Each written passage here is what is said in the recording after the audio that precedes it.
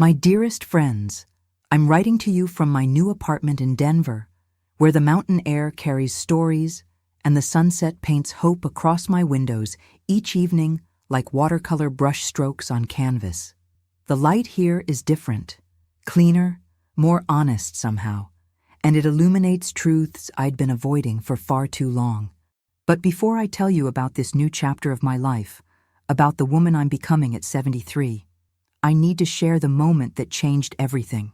The moment I learned that love isn't always returned, and sometimes the cruelest rejection comes wrapped in silence that cuts deeper than any harsh word ever could. It was October 15th, my granddaughter Emma's 8th birthday party. The house buzzed with familiar chaos, children's laughter echoing through rooms I'd helped furnish over the years, the sweet scent of vanilla cake I'd baked at dawn still lingering in the air like a promise, and voices that once welcomed me warmly but now seemed to flow around me like water around a stone, never quite including me in their current. The sound of celebration filled every corner, but somehow I felt more alone than I had in years. I'd lived in that house for 3 long years, ever since my beloved Harold passed away from cancer. Those final months had been brutal, watching the man I'd loved for 45 years slowly fade away, holding his hand through treatments that stole his strength, whispering promises that everything would be okay when we both knew it wouldn't. After the funeral, after the casseroles stopped coming and the sympathy cards were filed away, my daughter Sarah had insisted I move in with them. "Mom, we need you here," she'd said, her eyes soft with what I thought was love and genuine concern. "The kids need their grandma close by. You shouldn't be alone in that big house with all those memories." So I'd packed my entire life into cardboard boxes, each one labeled with the careful penmanship I'd learned in school 70 years ago. I sold the home where I'd raised my children with such care and devotion, where Harold and I had dreamed our dreams and built our life together. I gave away furniture that held decades of memories, donated clothes that still smelled like his cologne, and settled into the converted garage apartment behind their house, a space that was meant to be temporary but had stretched into years. At first, it felt like truly belonging to something again after the devastating loneliness of widowhood.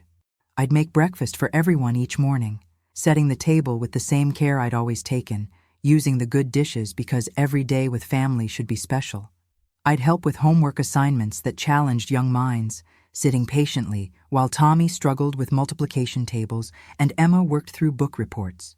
I'd tend the garden that bloomed under my careful hands and watchful eyes, coaxing roses to bloom and vegetables to grow, finding peace in the rhythm of seasons and soil.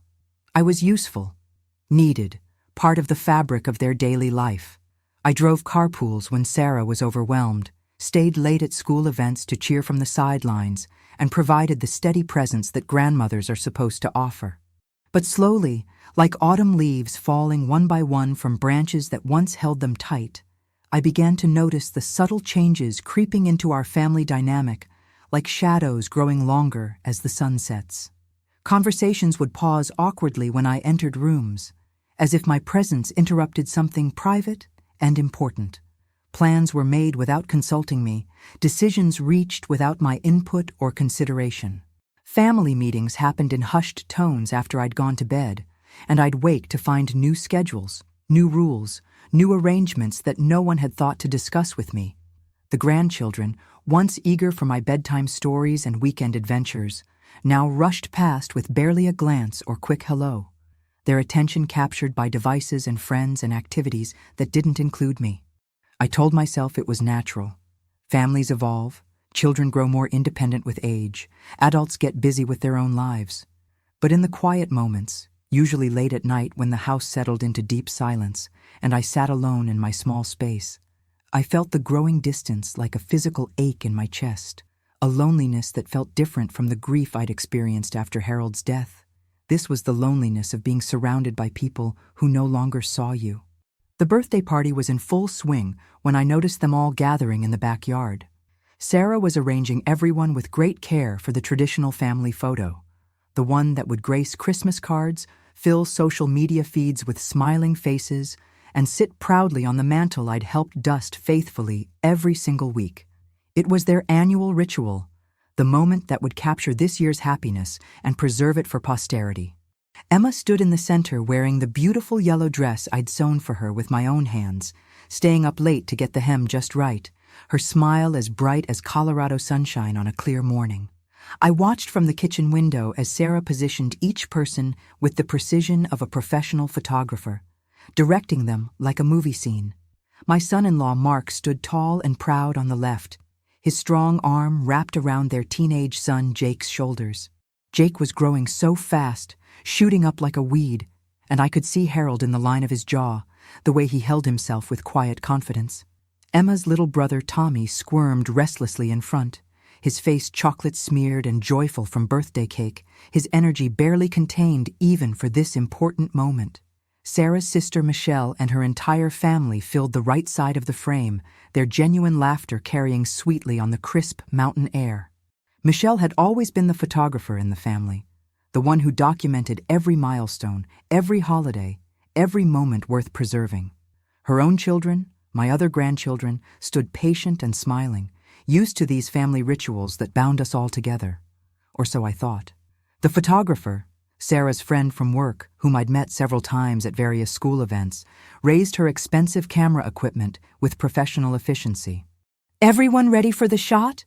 she called out cheerfully to the assembled group, her voice carrying the authority of someone who knew how to capture perfect moments. That's when I stepped outside onto the patio, my heart full of anticipation. The cool autumn wind caught my favorite cardigan, the one I'd knitted last winter during those long, solitary evenings when the house was quiet and I needed something to do with my hands. I'd chosen the yarn in shades of deep burgundy and golden yellow, colors that reminded me of autumn leaves and would complement the family photos beautifully. I'd spent hours on that cardigan, each stitch a meditation, each row a prayer for belonging. "Sarah, honey," I called softly, not wanting to startle anyone or disrupt the perfect moment they were creating. "Can I join the picture, please?" The simple words hung in the crisp air like morning mist over the mountains. For what felt like an eternity, everything stopped completely. The photographer lowered her camera slowly, confusion flickering across her face. The children paused their restless fidgeting, sensing something important was happening. Even the autumn wind seemed to hold its breath, waiting for an answer that would change everything. I watched my daughter's face transform before my very eyes, like watching a door close. The smile that had been warm and directing just moments before went cold, distant, unreachable. Her eyes met mine for just a brief second, long enough for me to see something I'd never seen before in all her 35 years of life. Not anger, not irritation, but something infinitely worse, complete and utter indifference. The look you give to strangers who ask for directions, polite but disconnected. Without speaking a single word, Sarah turned her back to me. Simply turned away as if I hadn't spoken at all. As if I wasn't standing there in my carefully chosen cardigan, holding my breath with hope. As if I was completely invisible and had never existed in the first place. The dismissal was so complete, so final, that I felt something inside me break, not dramatically, but quietly, like a stem snapping under too much weight. She clapped her hands together briskly, returning to her role as the family director with renewed energy. "Okay, everyone, let's get this shot before we lose the beautiful light," she said brightly, her voice carrying exactly the same warmth it had held just moments before. But now it felt like warmth from which I was deliberately and completely excluded. The temperature of her love had not changed. I had simply been moved outside its radius. I stood there frozen like a statue, watching my entire family arrange themselves into a perfect tableau. A tableau that had absolutely no place for me whatsoever. The photographer raised her camera again with professional efficiency, and I realized with growing horror that I was still standing in the background, still hoping somehow that someone would notice my presence, would call out my name, would make room for their mother and grandmother in this moment of captured joy. But no one did. Not a single person acknowledged my existence. Not Mark, who I'd helped through his job loss 2 years ago. Not Jake, whose homework I'd supervised for months. Not even little Tommy, who still sometimes crawled into my lap when he was tired. They all looked forward, focused on the camera, creating their perfect family portrait. a portrait that told the story of who mattered and who didn't. The camera clicked its mechanical rhythm. Once, twice, 3 times in rapid succession. "What a beautiful family," the photographer said with genuine admiration, and I felt each word like a small, sharp cut to my heart. Beautiful family. The phrase echoed endlessly in my mind as I quietly stepped back inside the house, my legs shaking slightly, leaving them to their picture-perfect moment that had no room for me. That night, I sat alone in my small apartment attached to their house, looking through photo albums I'd brought from my old life. The pages were filled with memories of a different time, pictures of Sarah as a gap-toothed little girl, her enormous grin radiating pure joy as she helped me plant sunflowers in our garden. Photos of family vacations where I was always positioned in the center, surrounded by children who fought playfully over who got to sit next to Grandma. Christmas mornings where I was the one orchestrating the beautiful chaos, making absolutely sure everyone felt included, loved, and seen. There were pictures of Harold and me at various stages of our marriage, young and hopeful, middle-aged and tired, older and content. In every single photo, we were together, facing the camera as a unit, as partners, as people who belonged to each other and to something larger than ourselves. When exactly had I become the one on the outside, looking in through windows of my own family's happiness? I'd given 47 precious years of my life to being a devoted mother, a caring grandmother, a selfless caretaker. I'd sacrificed my own dreams and ambitions to raise my children with love and dedication, working 2 demanding jobs to put them through college when money was tight.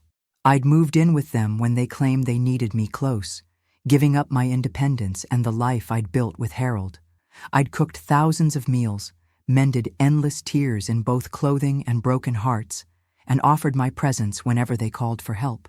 But somewhere along the winding path of years, I'd stopped being a complete person and become merely a fixture, useful when needed for specific tasks, invisible when not required for anything particular. I was the grandmother who babysat when they needed a night out, the cook who prepared meals when they were too busy, the cleaner who maintained order when chaos threatened. But I wasn't Margaret anymore. I was just a function, a service, a convenience. The next morning, I made my usual elaborate breakfast for everyone. Perfectly scrambled eggs with just the right amount of cream, golden toast buttered to perfection, fresh fruit arranged in colorful patterns that used to make the children smile with delight. I set the table with the same meticulous care I'd always taken, using the cloth napkins I'd sewn myself, hoping desperately that maybe yesterday had been an aberration, a moment of thoughtlessness that morning light would wash away completely. But when Sarah came downstairs already dressed and checking her phone, she barely glanced at the beautiful spread I'd prepared with such love and attention. "Oh, Mom, we're actually going out for breakfast this morning," she said, without looking up from her screen, her thumb scrolling through messages that were apparently more important than acknowledging my effort. "Tommy has soccer practice early, and it's just easier to grab something quick on the way there." She gathered her purse and keys efficiently, called for the children with practiced authority, and they all swept past me like I was merely furniture, something to navigate around but not interact with. The breakfast I'd made with such care sat completely untouched on the table, slowly cooling in the growing morning silence that felt deafening. I stared at the eggs growing cold, the toast losing its warmth, the fruit beginning to brown at the edges, and I understood with crystalline clarity that this was my life now. That's when I knew with absolute certainty that yesterday hadn't been a mistake or oversight. It was a deliberate message, clear as mountain air. I was no longer part of their family in any meaningful way. I was just someone who happened to live in their space, someone they tolerated but didn't truly want. I spent that entire day walking through the neighborhood, really seeing it for the first time in many months. The houses looked different when you weren't rushing frantically to accomplish someone else's endless agenda. The majestic mountains seemed more breathtaking when you had time to actually look at them with appreciation, to notice how the light changed throughout the day, painting them in different shades of purple and gold. At the local coffee shop, I sat quietly with a book and noticed how the young barista smiled at me, really smiled, and asked about my day, as if my answer actually mattered to her. Her name tag read, Jessica, and she had kind eyes that crinkled at the corners when she laughed. "You have such kind eyes," she said warmly as she handed me my steaming coffee, the foam arranged in a perfect heart shape. "I bet you have wonderful stories to tell." The simple, genuine acknowledgement nearly brought me to tears right there in the middle of the busy cafe. When had someone last seen me as a person worth knowing and talking to? When had anyone last expressed genuine interest in my thoughts, my experiences, my stories? That evening, I made my decision with complete clarity. I'd been thinking about it for weeks, maybe months, though I hadn't allowed myself to acknowledge it fully. The truth was harsh but undeniable. I'd been staying because I thought I was truly needed, but the reality was much harder to accept. I was staying because I was terrified of being alone, of starting over at 73, of admitting that the life I'd built had crumbled around me. But being alone and being unwanted were entirely different things. Being alone could be chosen with dignity, embraced as freedom, shaped into something beautiful. Being unwanted was cruelly inflicted by others, a wound that festered when you pretended it didn't exist. I began quietly packing my belongings with methodical care. Not in anger, not in dramatic protest, but with the same methodical attention I'd always brought to difficult tasks. I folded my clothes carefully, the ones I'd been wearing less and less frequently, trying desperately to take up less space, to be less noticeable and bothersome. I packed the books I'd been reading by lamplight, stories that had kept me company during the long, silent evenings when the house was full of people who no longer saw me.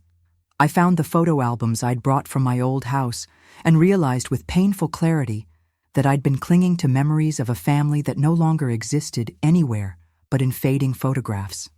The children in those pictures had grown up and moved on with their lives. The daughter who'd once braided my hair lovingly and told me I was her very best friend had become someone I didn't recognize, someone who could turn away from her own mother without a second thought, without a moment's hesitation. I left a carefully written letter on the kitchen counter, propped against the coffee maker they'd used the next morning.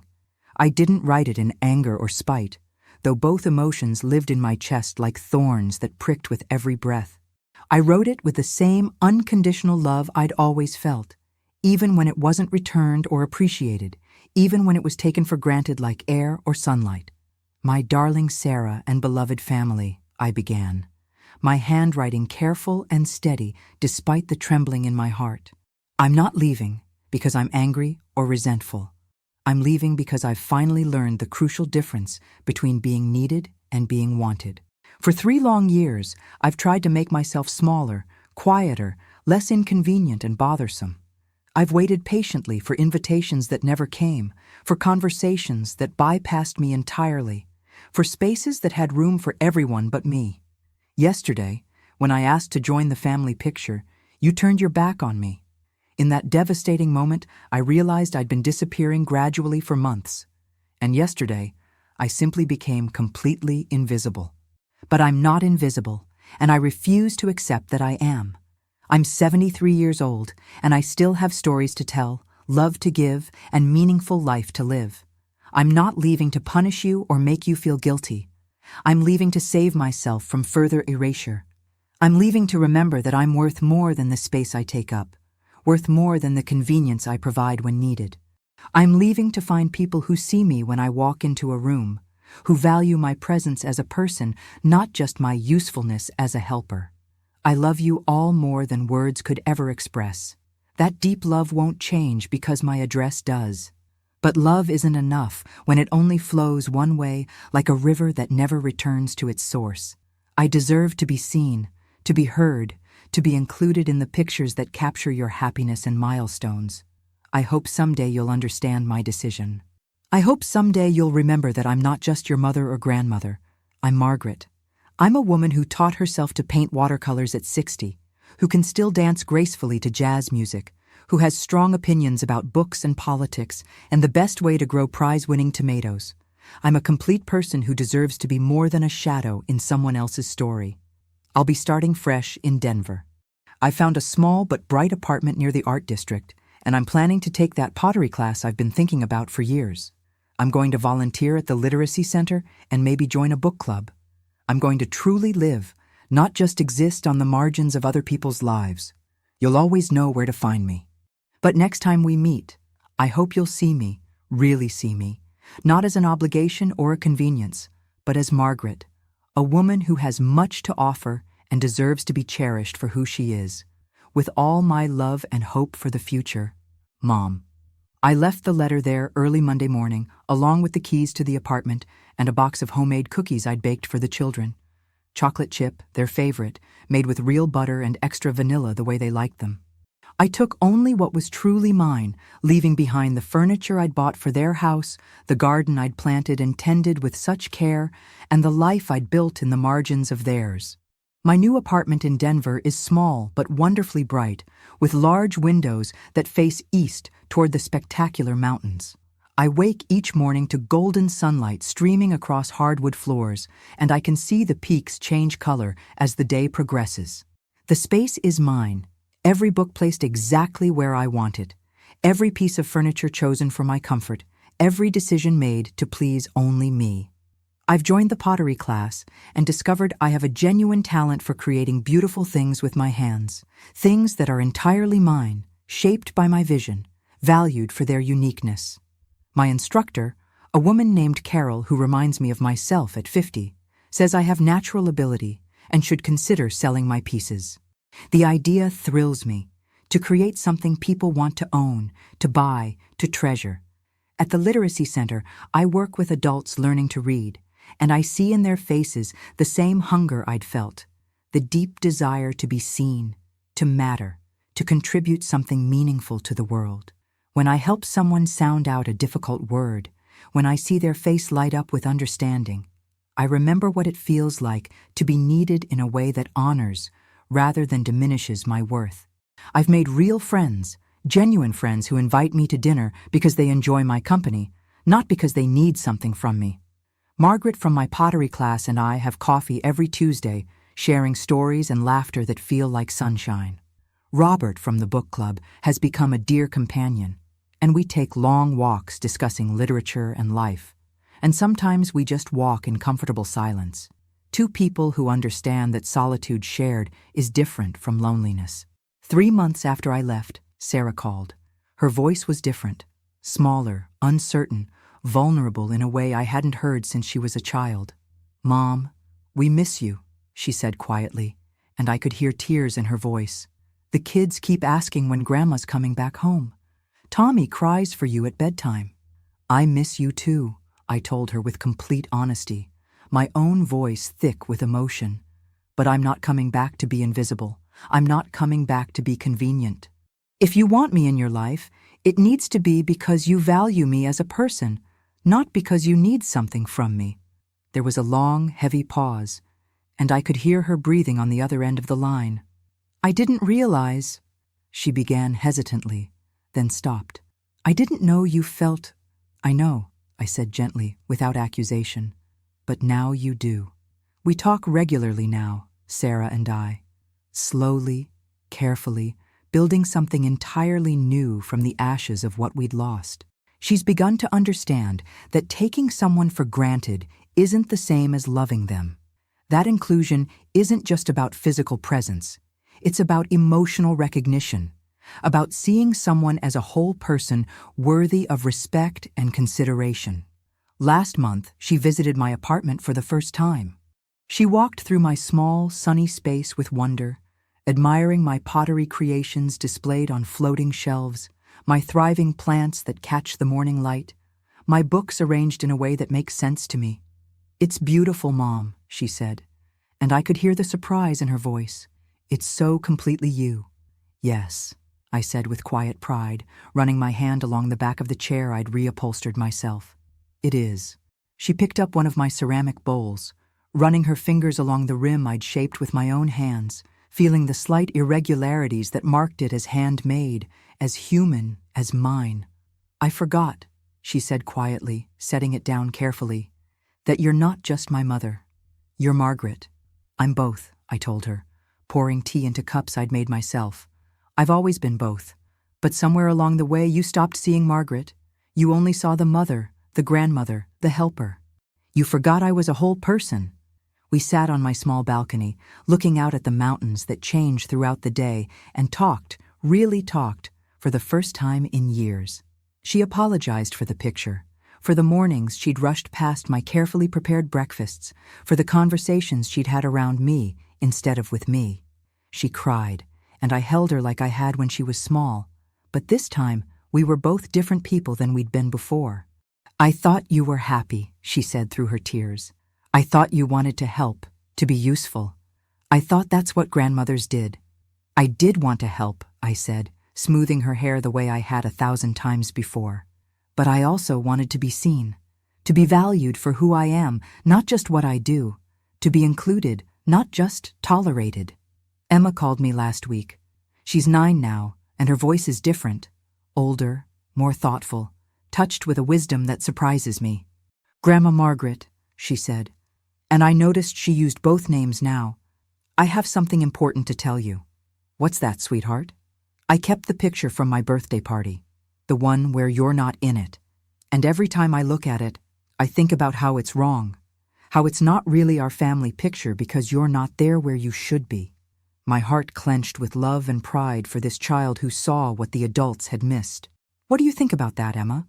I think we need to take a new picture, one where you're right in the middle where you belong, because you're part of our family and families stick together. I'd like that, I said, tears blurring my vision. I'd like that very much. This weekend, they're coming to visit me.